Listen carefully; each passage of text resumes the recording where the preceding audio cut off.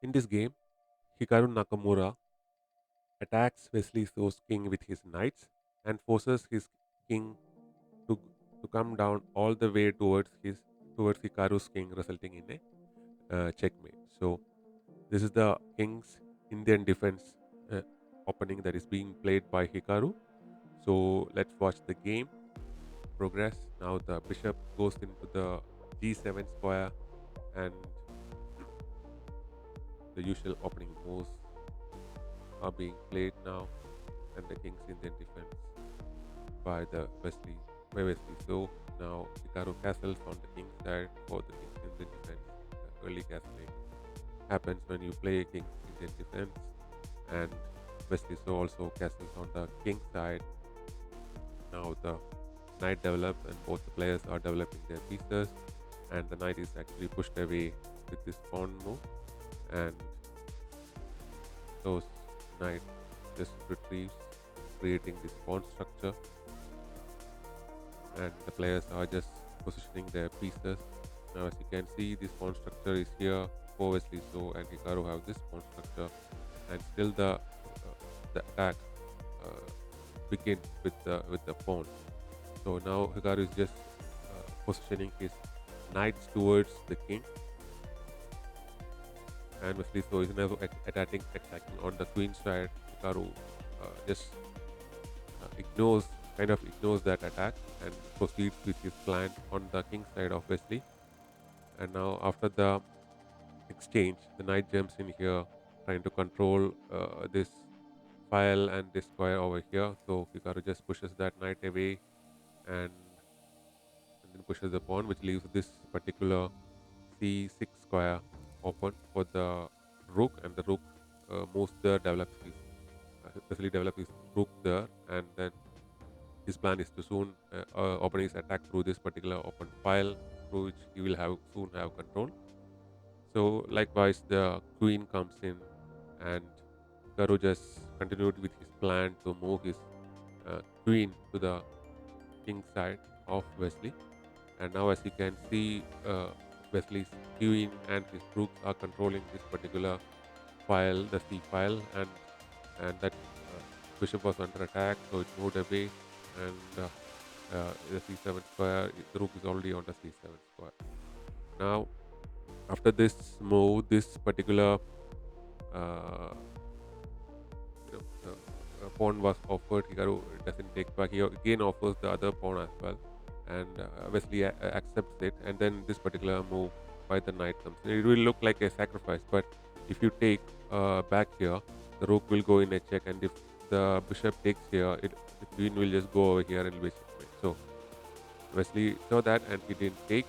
And but regardless of that, Hikaru just go ahead and took this particular pawn, sacrificing, trying to sacrifice his rook, and then, but Wesley accepted the free bishop. So now Hikaru is down by two pawns and a bishop, and now this check happens, and the king moves away without taking the rook because it will be a checkmate. Now here the bishop positions here with an intent to place the rook over here, will resulting in a check. So once the rook goes, if the rook is allowed to go here, the king will have to move, and the only position to move is here. And once the knight goes here, it will be a checkmate because this pawn is protected by the g6 knight of Hikaru, and all other squares are blocked basically with his own pieces, basically Wesley's pieces. So that's why this uh, you know bishop move was played with an attack on the rook. So now you cannot play this g1 rook to g1 position, and now this rook is being taken, and a lot of sacrifices. At one point, you will start losing count of what's happening. So the king goes towards the this protected area, and Hikaru's queen just jumps in, protecting the knight over here uh, because his plan is to use his knight to checkmate. And now this particular pawn move was played, and Hikaru's with knight comes in and creates this check actually. So you cannot take this g3 pawn. If you take it, it will be a checkmate. I'll show you that in the end. So after that, the knight just repositions like this, and Hikaru just checks like this, and the king had to go down and down, and the rook moved. The king again had to go down, and Hikaru just offers his rook to bring the king back into his attacking line. And after that, the check happens. So if you move the king here, it'll be a checkmate. It'll be checkmate anyways in the next move. And after this, the checkmate happens, and Hikaru wins the game. So as you can see, these knights are jumping around, creating a lot of menace for Wesley. And even though uh, he tried to counter through the C file, it didn't work out as expected. So earlier in the game, if you just take this particular pawn, like the G3 pawn over here, if the king take the G3 pawn, the following move combination will happen. The check will happen like this, and the check will follow like this. And using the pin, the checkmate will happen basically. So that's why the G3 pawn was not taken. And also earlier in the game, you could have just taken, if you just take this pawn, the free the sacrifice of Hikaru, the following move combination will happen. And it is similar line, but so this moves will happen. And now this pawn is over here, and this particular bishop can protect that particular pawn, and you're under serious attack anyway.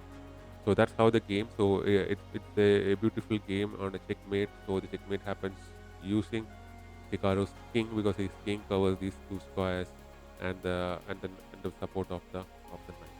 So I hope you enjoyed this game. This is a beautiful game showing us what the knights can do for us.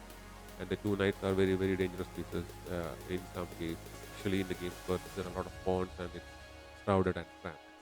So thanks very much for watching. I'll see you again.